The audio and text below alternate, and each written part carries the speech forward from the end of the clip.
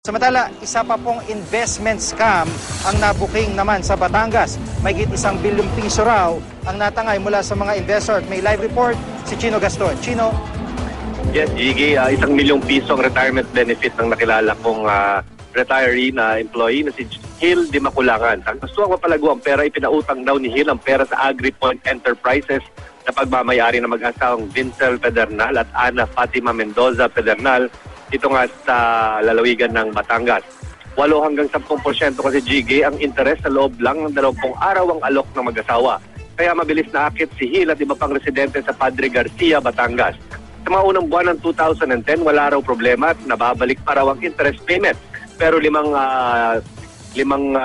buwan pagkatapos nagsimula itong mga sinasabing interest payments ay bigla na itong nahinto.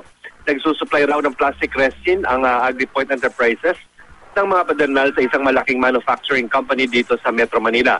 Ang perang inuutang sa mga tulad ni Hill, puhunan daw pambili ng produkto sa China.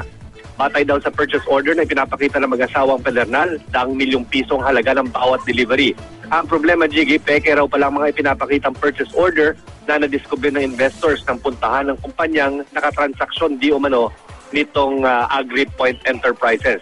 Ang ipinapagawang bahay ng mga Pedernal sa Padre Garcia, wala na rin daw tao sa mga oras na ito.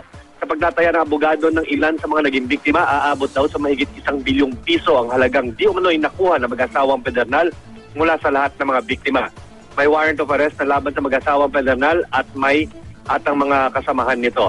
Pinaghahanap na rin sila sa mga napag-alamang bahay ng Pedernal family sa La Vista Subdivision, Quezon City, Marikina, Antipolo, Tagaytay at maging sa Batangas. Kadyan muna pinakasariwang balita mula rito sa Quezon City. Balik sa iyo, Jig. Maraming salamat, Chino Gaston.